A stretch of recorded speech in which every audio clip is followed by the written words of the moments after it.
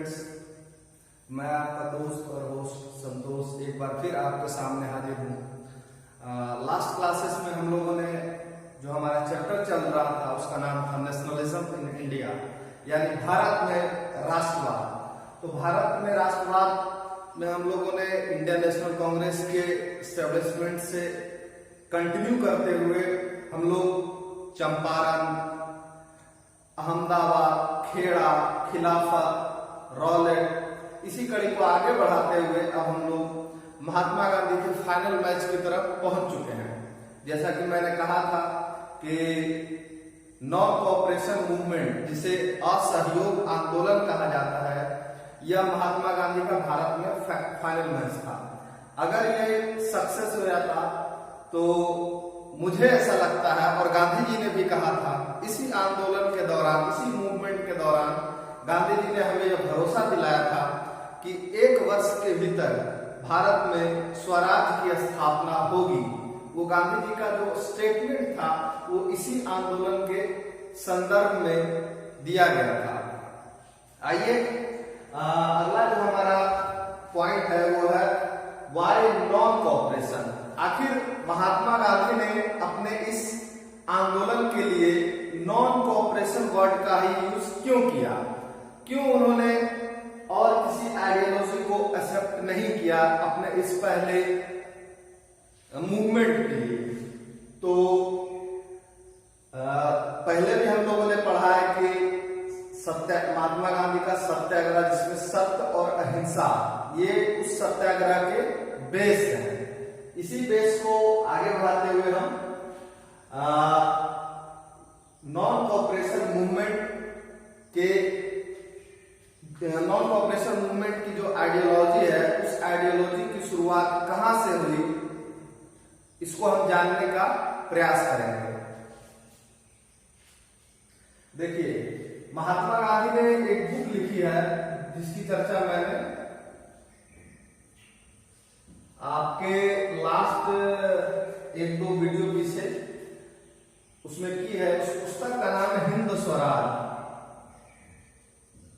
हिंद स्वराज यानी हिंद मतलब हिंदुस्तान और स्वराज मतलब अपना राज। तो गांधी जी ने इस बुक में बताया है कि भारत का अपना राज्य कैसा होगा।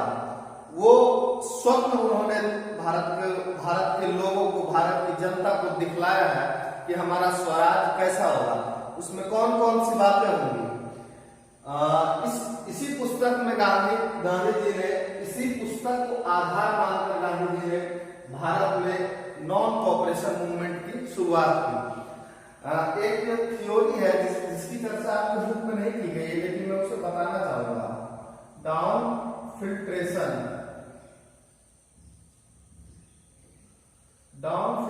थ्योरी।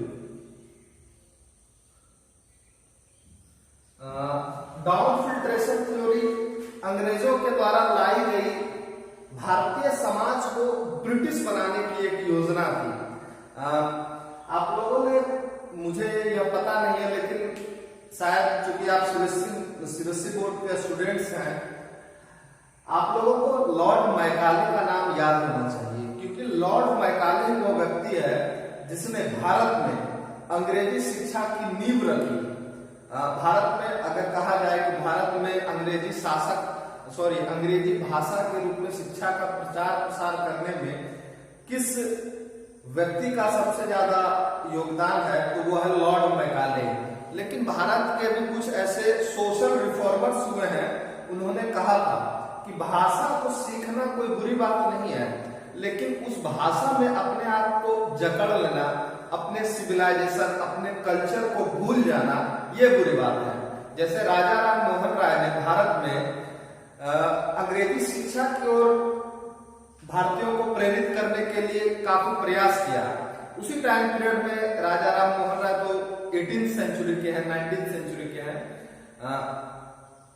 उनके बाद हम देखते हैं कि स्वामी विवेकानंद जब 1893 में अमेरिका के शिकागो नामक प्लेस में जब वर्ल्ड फर्स्ट रिलीजियस कॉन्फ्रेंस हो रहा था, विश्व का पहला धार्मिक सम्मेलन हो रहा था, वहां उन्होंने भारत को, इंडिया को रिप्रेजेंट किया और उन्होंने जो ये अमेरिका के लोगों से अपने आप को जोड़ने की कोशिश की, वो इंग्लिश लैंग्वेज में की। यानी विवेकानंद अंग्रेजी भाषा के बहुत अच्छे जानकार व्यक्ति थे। ऐसा नहीं कि उस टाइम सिर्फ विवेकानंद ही जानते थे, बहुत से ऐसे भारतीय थे जिन्होंने अंग्रेजी लैंग्वेज के रूप में अपने आप को काफी स्टैब्लिश कर लिया था। उनकी अंग्रेजी भाषा काफी अच्छी हो चुकी थी। तो ये जो डाउन फिल्ट्रेशन थ्योरी है, ये उसी अंग्रेजी भाषा को भारत में स्थापित करने के लिए लॉर्ड मैकाले के द्वारा स्टैब्लिश की गई थी। इसे कहा जाता है छन छन कर जाना, छन छन कर जाना। कहाँ जाना? नीचे जाना। छलने के बाद कोई पदार्थ नीचे ही जाता है, क्योंकि अर्थ में ग्रेविटेशनल पावर पाया जाता है। तो इसका इस थ्योरी का ये मतलब होता है कि अगर हम सोसाइटी के अपर क्लास को अंग्रेजी भाषा की शिक्षा दे देंगे, तो अपर क्लास के बाद वो शिक्षा धीरे धीरे सोसाइटी के मिडिल और लोअर क्लास तक भी पहुंचने लगेगी। यही इस भाषा का सबसे इम्पोर्टेंट, इस थ्योरी का सबसे इम्पोर्टेंट काम था। और इसी कड़ी को आगे बढ़ाते हुए उन्होंने भारत में एक ऐसे समाज की स्थापना की जो ब्रिटिश के एडमिनिस्ट्रेशन के लिए सबसे बड़ी बैकबोन का काम करता है। उन्होंने भारत में वो इंडियंस को बहुत ऊंचा पोस्ट नहीं देते थे, चाहे वो कितना भी बड़ा अंग्रेजी का जानकार हो या भाषाओं का जानकार हो। वो बहुत करते थे तो क्लर्क और उससे ऊपर सुपरवाइजर तक की नौकरी दिया करते थे। तो ये जो क्लर्क होते थे, ये इंडियंस और ब्रिटिश के बीच एक कड़ी का काम करते थे, चेन का काम करते थे। तो ये इस डाउन फिल्ट्रेशन थ्योरी का कॉन्सेप्ट था और इसी कॉन्सेप्ट को मैं इससे जोड़ रहा हूं। इसमें कहा यह गया है कि महात्मा गांधी ने बताया कि इंडियंस, भारतीयों, भारत में ब्रिटिश साम्राज्य की स्थापना, ब्रिटिश कॉलोनी की एस्टेब्लिशमेंट सिर्फ और सिर्फ इंडियंस के कोऑपरेशन से हुई है। किसके कोऑपरेशन से हुई है? इंडियंस के। महात्मा गांधी ने कहा कि भारत में ब्रिटिश साम्राज्य की स्थापना सिर्फ और सिर्फ भारतीयों के सहयोग से हुई है। अगर आप भारतीय ब्रिटिश को सहयोग देना छोड़ दे तो भारत में ब्रिटिश साम्राज्य पूरी तरीके से ध्वस्त हो जाएगा, यानी वो पूरा का पूरा ब्रिटिश साम्राज्य खत्म हो जाएगा। और इसी को ध्यान में रखकर महात्मा गांधी ने नॉन कोऑपरेशन मूवमेंट में पहली बार 1 वर्ष के भीतर स्वराज प्राप्ति का लक्ष्य रखा था। गांधी जी ने इसी आंदोलन के दौरान कहा था कि अगर सारी परिस्थितियां, देश काल और परिस्थितियां भारत और मेरे अनुकूल रहे तो मैं भारतीयों को 1 वर्ष के भीतर स्वराज दिलाऊंगा। तो ये गांधी जी का स्वराज प्राप्ति का एक लक्ष्य था और उस लक्ष्य की चर्चा उन्होंने अपनी इस पुस्तक में की है। आइए इसी जो नॉन कोऑपरेशन मूवमेंट है, इसकी कौन कौन से इंपॉर्टेंट साइलेंट फीचर है जिसके आधार पर Gandhi ji non cooperation movement को स्टार्ट करने वाला था। सबसे पहला था फीचर्स ऑफ, इसको मैं कह दूं फीचर्स ऑफ नॉन कोऑपरेशन, यानी नॉन कोऑपरेशन के इंपॉर्टेंट तत्व। सबसे पहला है surrender of titles, surrender of titles, surrender of titles, यानी इसे कहा जाता है उपाधियों का त्याग। क्या? उपाधियों का त्याग। यानी ये कौन सी उपाधियां थी? ये वे उपाधियां थी जो ब्रिटिशर्स ने भारतीयों को संतुष्ट करने के लिए दिया था। जो ब्रिटिशर्स ने भारतीयों को संतुष्ट करने के लिए दिया था। जैसे स्टूडेंट मैंने आपको बताया कि जब गांधी जी ने फर्स्ट वर्ल्ड वॉर के दौरान भारतीयों को सहयोग किया ब्रिटिशर्स को सहयोग दिया, तो ब्रिटिशर्स ने गांधी जी से खुश होकर उन्हें कैसर हिंद की उपाधि दी थी। तो ये तो सिर्फ गांधी जी को दी थी। इस तरह से उन्होंने कई सारी उपाधियां, टाइटल्स अन्य भारतीयों को दिए थे, और वो ज्यादातर सर की उपाधि दिया करते थे या नाइटहुड की उपाधि दिया करते थे। नाइटहुड और सर ये दोनों ऐसे टाइटल्स हैं जो अंग्रेज भारतीयों को खुश करने के लिए दिया करते थे। जैसे रिसेंटली मैंने आपको बताया कि कुछ साल पहले की बात है कि ब्रिटेन में लॉर्ड्स में, जो वहां का क्रिकेट का मक्का कहा जाता है, वहां क्रिकेट मैच हो रहा था, और उसी मैच के दौरान रविंद्र जडेजा को ब्रिटिशर्स ने सर की टाइटल दी थी, सर रविंद्र जडेजा कहा था।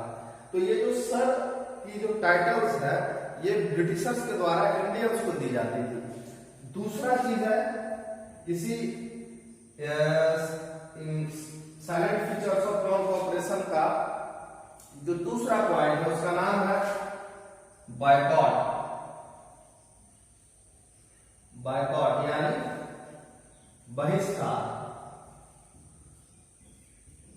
तो हमें किसका बहिष्कार करना है? बहिष्कार हमें करना है ब्रिटिश पुलिस का बहिष्कार करना है, ब्रिटिश आर्मी का बहिष्कार करना है, ब्रिटिश स्कूल्स का बहिष्कार करना है, ब्रिटिश कॉलेज का बहिष्कार करना है, और ब्रिटिश इंस्टीट्यूशंस का बहिष्कार करना है। किसका किसका बहिष्कार करना है? ब्रिटिश पुलिस का, ब्रिटिश आर्मी का, ब्रिटिश स्कूल का, ब्रिटिश कॉलेज का और ब्रिटिश इंस्टीट्यूशंस का। ब्रिटिश इंस्टीट्यूशंस में हम किसे शामिल कर सकते हैं? जैसे ब्रिटिशर्स ने भारत में एक नई जुडिशरी को स्टैब्लिश किया था। पहले भारत में कोर्ट वगैरह नहीं हुआ करते थे। पहले भारत में ब्रिटिशर्स के आने से पहले इंडिया में गांव के स्तर पर पंचायत होती थी, जो गांव की समस्याओं को ही निपटाती थी। और सबसे बड़ी बात है कि ये पंचायत आज भी काम कर रही है। दूसरा हो गया। तीसरा है स्वदेशी।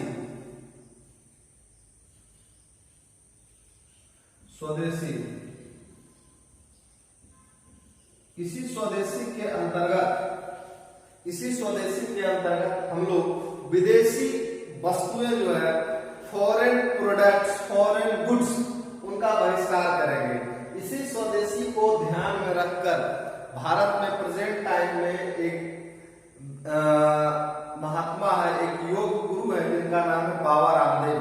वो जो पतंजलि का उनका ब्रांड है, इसी स्वदेशी आइडियोलॉजी को ध्यान में रख करके भारत में स्टैब्लिश किया गया। और यह बहुत खुशी की बात है कि जब से बाबा रामदेव का स्वदेशी का मूवमेंट चला इंडिया में, भारत स्वाभिमान यात्रा जिसे कहा जाता है, इस यात्रा के दौरान उन्होंने ब्रिटिशर्स को इतना भला बुरा कहा और उनके प्रोडक्ट्स को के अंदर जो इलीगल तरीके से सप्लीमेंट्स डाले जाते थे, उन सारे सप्लीमेंट्सों के बारे में भारतीयों को जागरूक किया। और इसी का कारण था कि कोका कोला और पेप्सी का जो डिमांड है भारत में, वह बहुत कम गया। तो स्वदेशी के अंतर्गत हम क्या करेंगे कि जो फॉरेन प्रोडक्ट्स है, फॉरेन गुड्स है, उनका बहिष्कार करेंगे, उनका बायकॉट करेंगे। तीसरे के बाद है चौथा, फोर्थ है नेशनल एजुकेशन। नेशनल एजुकेशन इसे कहा जाता है राष्ट्रीय शिक्षा। राष्ट्रीय शिक्षा इसे मैं यहां लिख देता हूं अगर आपको दिख नहीं रहा हो। नेशनल एजुकेशन,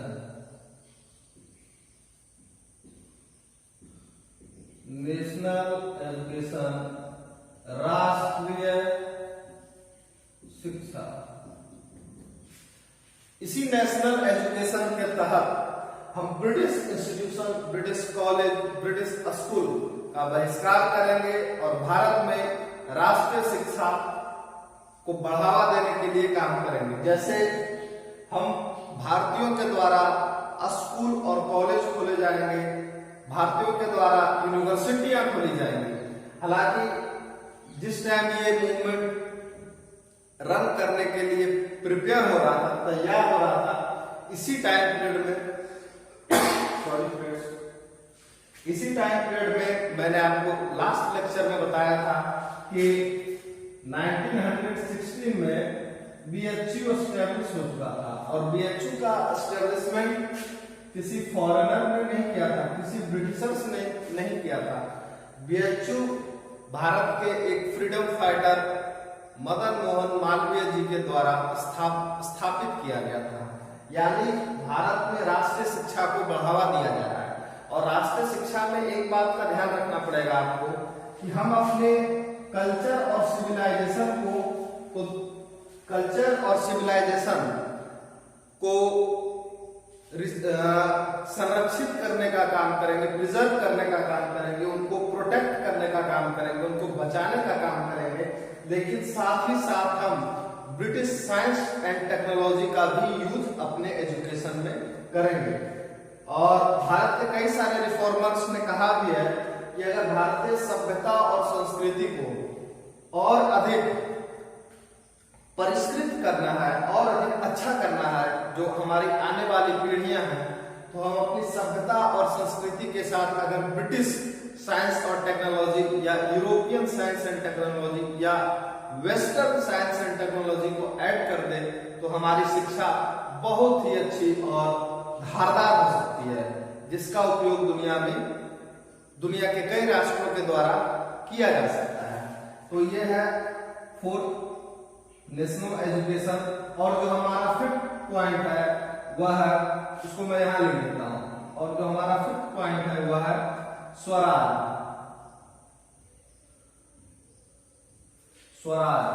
स्वराज का मतलब अपना राज, स्वराज। ये दो वर्डों से मिलकर बना है। इसमें दो शब्द, इसके अंदर दो शब्द हैं, एक है स्व और एक है राज, यानी अपना राज्य। तो अपना राज्य कैसा होगा, इसका स्वप्न गांधी जी ने अपने इसी पुस्तक में दिखाया है जिसका नाम है हिंद स्वराज।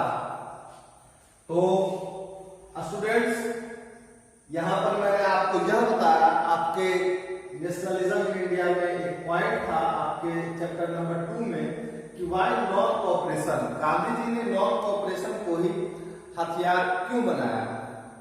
और ये गांधी जी के नॉन कोऑपरेशन के साइलेंट फीचर्स थे जो गांधी जी ने भारतीयों को बताया, और इसी साइलेंट फीचर को बेस बनाकर गांधी जी अपने नॉन कोऑपरेशन मूवमेंट को आगे बढ़ाएंगे। इसमें एक चीज मैं और बता दूं कि सितंबर 1920 में इंडियन नेशनल कांग्रेस यानी भारतीय राष्ट्रीय कांग्रेस का कॉन्फ्रेंस कलकत्ता में होता है। उस टाइम स्टूडेंट कलकत्ता ही था, आज कोलकाता हो गया है।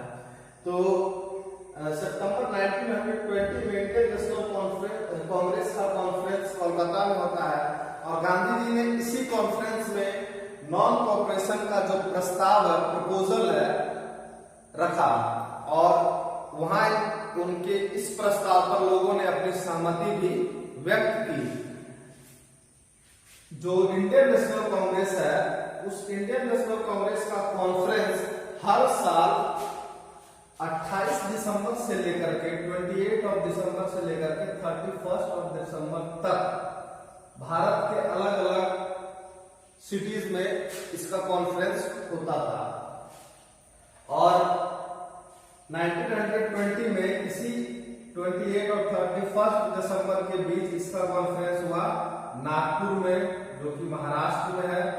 और इसी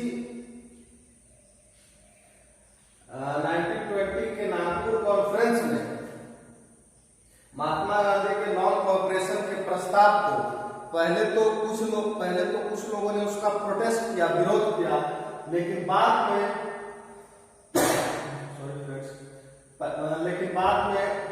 पूरी की पूरी कांग्रेस वर्किंग कमेटी ने इस प्रपोजल को अपनी सहमति दे दी और इसके बाद फिर गांधी जी ने अपना नॉन कोऑपरेशन मूवमेंट भारत में स्टार्ट कर दिया। स्टूडेंट्स अगले पॉइंट्स की तरफ बढ़ते हुए अब हम यह पढ़ेंगे कि नॉन कोऑपरेशन मूवमेंट इंडिया में किस तरीके से आगे बढ़ता है, कब तक चलता है, इसका इंडियंस के अलग अलग सेक्शंस के ऊपर क्या इफेक्ट पड़ता है, वो उसकी चर्चा हम अगले वीडियो में करेंगे। Thank you.